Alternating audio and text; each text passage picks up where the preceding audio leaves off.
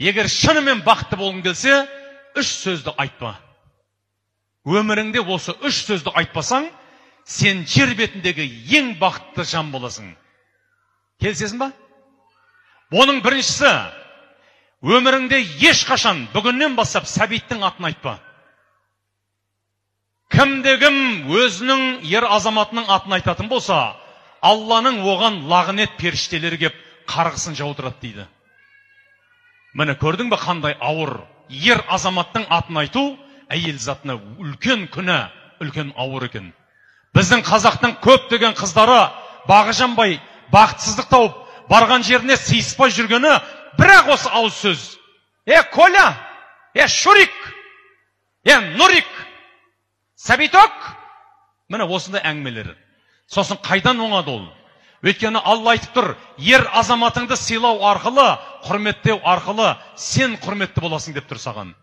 Сол себептен ең біріншісі Сәбиттің атын ұмыт. Қожайын де, мырза де, байеке де, көп қазақтың керемет есімдері әйелдердің ататын. Анау білесің ғой, әжелерің, аналарың ешқашан айтпаған. Айтса айта берсін, көрші, подружкаң кім айтатын? Айта берсін, бірақ сен айтпа.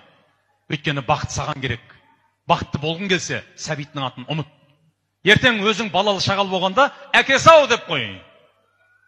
Немерел болған кезде атасы-ау деп қой. Мақұл ма? Міне, егер осы Сәбитті құрметтейтін болсаң, еріңді құрметтесең, бүкіл еліңнің құрметіне ие боласың, айналайын. Екіншісі, Сәбит үйден шығып бара жатқан кезде, қайда барасың деп айтпа. Жаман естілді? Міне, егер сен сөйтіп айтатын болсаң, Сәбиттің жолы болмайды екен. Қазақ атам осы сөзді естігенде, аттан түсіп, қатының қамшымен салып жіберіп үйіне кіріп жатып алған екен. Қап мына кесір жолымды кесті ау деп. Жолы болмайтын білген, сөйтіп үйіне кіріп жатып алған.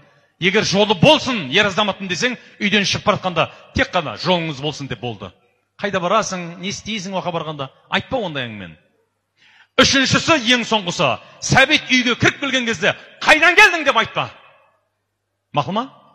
Егер сен сөйтіп айтатын болсаң, Сәбиттің тапқан табысында берекет болмайды деген. Миллиондап, миллиардтап тауып келсе де, үйіңде ақша тапшылығы жоқшылық болып тұрады деген, үзілмей тұрады.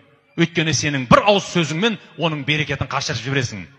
Сол себептен қайда барасың, қайдан келдің деген сөзді балаңа айт. Өйткені сен оның анасысың.